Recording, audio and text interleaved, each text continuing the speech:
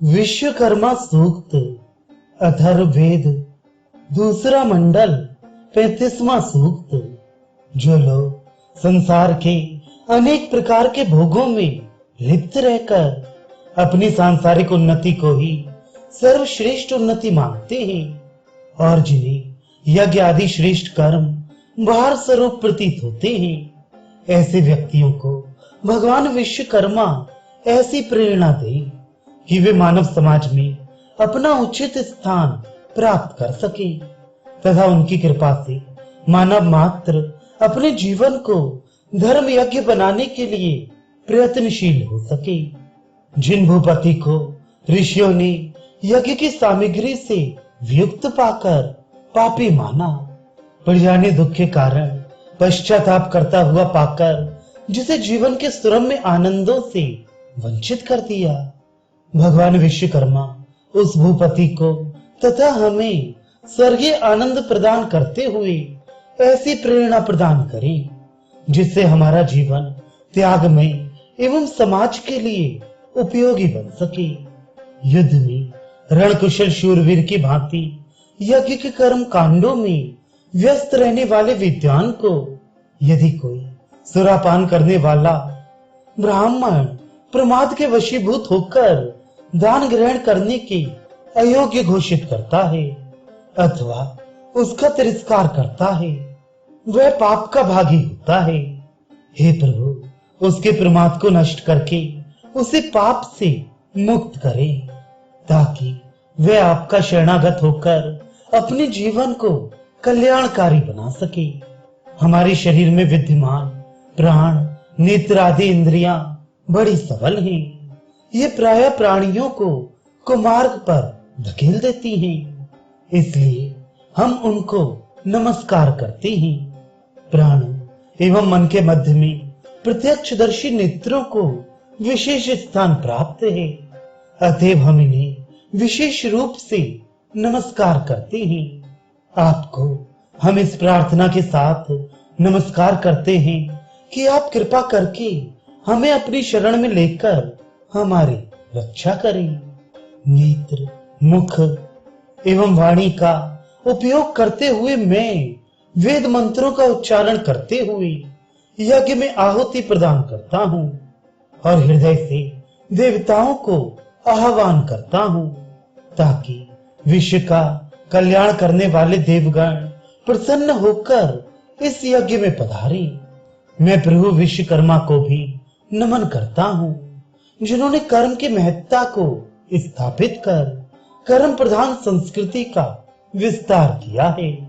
ऋग्वेद 10वां मंडल 81वां सूक्त।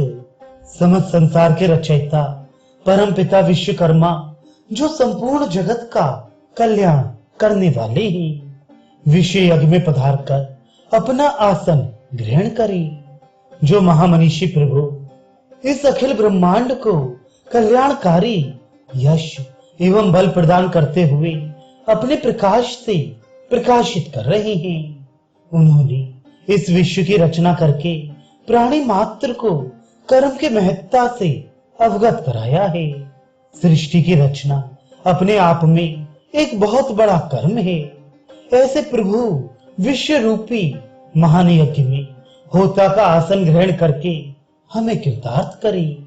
जिस संसार के विषय में हम ये जानने में असमर्थ हैं कि इसका आधार क्या है, इसकी रचना के पीछे कौन कौन से मूल कारण हैं और किन साधनों एवं उपादानों से इसकी रचना हुई है और किस प्रक्रिया द्वारा कर्म प्रधान संस्कृति के संस्थापक महाप्रभु विश्वकर्मा इस अद्भुत विश्व की रचना करके वे स्वयं अपने ऐश्वर्य से इस ब्रह्मांड के कण कण में व्याप्त हैं।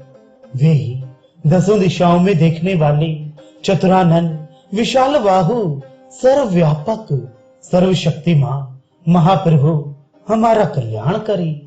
वेद कहते हैं कि उन्होंने आत्मा एवं प्रकृति के संयोग से ज्ञान एवं कर्म को एक रूप कर प्रकृति जन्य महाभूतों से इस विश्व को अनुप्राणित किया है, अर्थात मूल प्रकृति के उपादानों से जड़ एवं चेतन जगत की सृष्टि की है। इसमें उन्होंने कर्म को प्रधानता प्रदान की है। हे विद्वान पुरुष, विश्वकर्मा ने इस संसार रूपी काष्ठ भवन का निर्माण किया है। आप इस बात पर विचार करें कि वह कौन सा वन है और उस वन में वह कौन सा वृक्ष है, किस पेड़ की लकड़ी से इस अखिल ब्रह्मांड रूपी भवन को बनाया गया है। किस प्रकार उस अद्भुत प्रजापति ने इसकी सृष्टि करके वह स्वयं ही इसमें विराजमान होकर समस्त लोगों को अपने अंदर धारण किए हुए हैं। ये रहस्य जानने और मनन करने योग्य है। हे परम पिता परमात्मन, आपने द्युलोक, अंतरिक्ष, भूमंड आदि समस्त लोकों की रचना की है और उसमें ज्ञान एवं कर्म की संस्कृति का समन्वय किया है।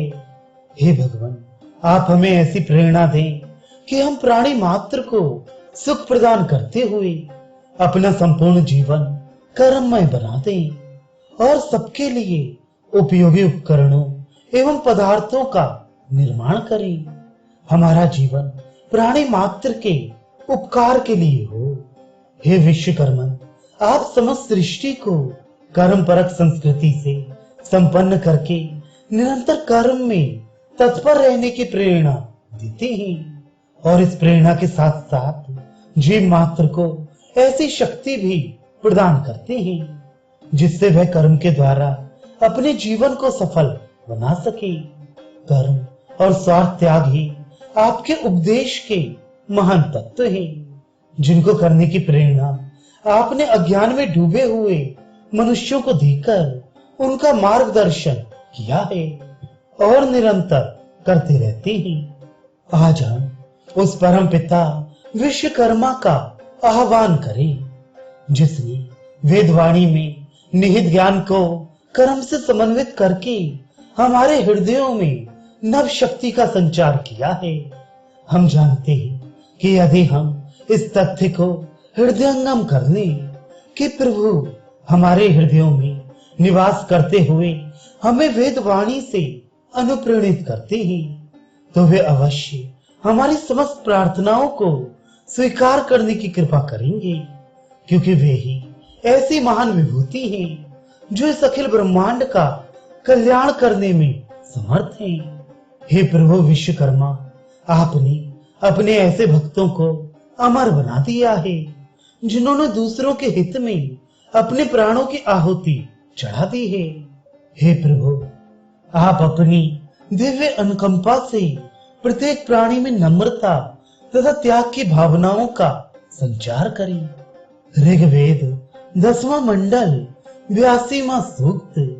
प्रभु विश्वकर्मा ने हमारी नेत्र आदि ज्ञानेंद्रियों को शक्ति से संपन्न किया है, क्योंकि वही महाप्रभु ज्ञान की शक्ति से शक्ति संपन्न होकर इस संपूर्ण सृष्टि को विराट रूप प्रदान करता है और इस सृष्टि में समस्त नरेशों एवं प्रजाजनों की रचना करके उन्हें स्थापित करता है।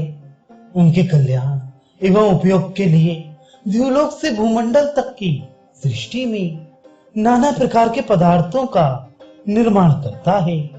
उस परम पिता परमात्मा ने प्रकृति के तत्वों से समस्त जड़ चेतन पदार्थों तथा जीवों की रचना करके अपनी आत्म शक्ति के द्वारा उनके ज्ञानेंद्रियों को प्रकाशित किया है, जिससे राजा और प्रजा पारस्परिक सहयोग के द्वारा समाज को प्रकृति के पथ पर ले जा सके। इस सृष्टि की रचना करने वाला विश्वकर्मा समस्त ज्ञान विज्ञान से युक्त होकर आकाश की भांति सर्वत्र व्याप्त हो रहा है। वही संपूर्ण संसार को धारण करने वाला सूर्य चंद्र आदि दिव्य तथा पृथ्वी आदि प्राकृतिक पदार्थों का सृष्टा और सब प्रकार के प्रकट अप्रकट तत्वों का दृष्टा है। उसी के प्रेरणा से और उसका निरंतर चिंतन करके ऋषिगण इंद्रियों से अज्ञेय सूक्ष्म तत्व तथा आत्मा को जानने की चेष्टा करते हैं। वे महानुभाव इंद्रियों द्वारा उपभोग करने योग्य पदार्थों को ज्ञान की शक्ति से उपभोग करते हैं, उसका आनंद लेते हैं। हमें उत्पन्न करके हमारा पालन करने वाला एवं संपूर्ण क्रियाकलाओं का प्रणेता तथा समस्त स्थानों और पदार्थों का नामकरण करने वाला वही अनुपम शक्ति समस्त परमपिता महाप्रभु विश्वकर्मा है। वही सब प्रश्नों में कठिनतम प्रश्न और समस्त समस्याओं में जटिलतम समस्या है, जिसे सुलझाने में बड़े बड़े ऋषि मुनि निरंतर व्यस्त रहते हैं और फिर भी उसका ओर छोर पाने में असमर्थ रहते हैं। महाप्रभु विश्वकर्मा के क्रियाकलापों को समझने तथा उसके संबंध में अधिक से अधिक ज्ञान प्राप्त करने के लिए ऋषि मुनियों, मनीषियों, विद्वानों एवं राजपाट का त्याग कर वानप्रस्थ तथा संन्यास ग्रहण करने वाले भूपतियों ने अपना सुख, आनंद, ऐश्वर्य अर्थात सर्वस्व की आहुति दी थी, तभी वे उस अलव्य ज्ञान को प्राप्त कर सके थे। हम भी अपने जीवन को कर्म में रत रहते हुए भी दूसरों के हितों में समर्पित करके इस मार्ग का अनुसरण करते हैं। हमारे हृदयों में निवास करते हुए भी इस सृष्टि के सृष्टा भगवान विश्वकर्मा द्व्युलोक, भूलोक, आकाश, पाताल से ही नहीं समस्त दिव्य पदार्थों से भी परे हैं। बार बार ये प्रश्न उठता है कि प्रथम सृष्टि की रचना का आधारभूत वह कौन सा बीज है जिससे समस्त दिव्य पदार्थों की रचना हुई है, और जिसे जानने के लिए बड़े बड़े विद्वान उत्सुक हैं, प्रयत्नशील हैं। इस महान समस्या को सुलझाने में इस संसार के ही नहीं द्व्युलोक के प्राणी भी असमर्थ रहे हैं। साथ ही यह भी सत्य है कि जब जब उन्होंने संपूर्ण हृदय और पूर्ण समर्पण की भावना से इस गुत्थी को सुलझाने की चेष्टा की है, तब तब उन्होंने अपने हृदय में महाप्रभु विश्वकर्मा के दर्शन किए हैं। प्रकृति के आदि रूप जलों ने प्रभु विश्वकर्मा के हिरण्य सब बीज को धारण किया, जिससे सृष्टि की रचना हुई। उसमें सूर्य, चंद्र, नक्षत्र आदि दिव्य पदार्थों का आविर्भाव हुआ, जो सबके द्वारा देखा और जाना जाता है। यह समस्त सृष्टि उसी महाप्रभु में स्थित है और वही सब में व्यापक है। ये सारी रचना उसकी कर्म परक संस्कृति का उद्घोष करती है। जिस विश्वकर्मा ने इस अखिल ब्रह्मांड एवं लोक लोकांतरों का निर्माण किया है, वह सर्वसाधारण के लिए अज्ञेय है। फिर भी वह सर्वसाधारण से पूर्णतया पृथक नहीं है, अलग होकर भी सबके हृदयों में विद्यमान है। मानव मन अज्ञान रूप अंधकार से आवृत होने तथा विषय वासना में लिप्त रहने के कारण भगवान के रूप को जानने और समझने में असमर्थ रहते हैं। इसके लिए एकाग्र चित्त होकर कठोर परिश्रम एवं अध्यवसाय की आवश्यकता है। ऐसा साधक ही प्रभु के दर्शन कर सकता है। सर्वप्रथम इस संसार में ज्ञान और कर्म के विधायक सर्वशक्तिमान भगवान विद्यमान थे। उन्होंने अपनी अपरिमेय चैतन्य शक्ति से सूर्य अथवा अग्नि की प्रचंड रूप में अवतारणा की। इसके पश्चात औषधियों एवं वनस्पतियों को शक्ति प्रदान करने वाले चंद्रमा का, और उसके पश्चात जीव मात्र की रक्षा करने वाले जल का आविर्भाव हुआ। यह सृष्टि का रचना क्रम है।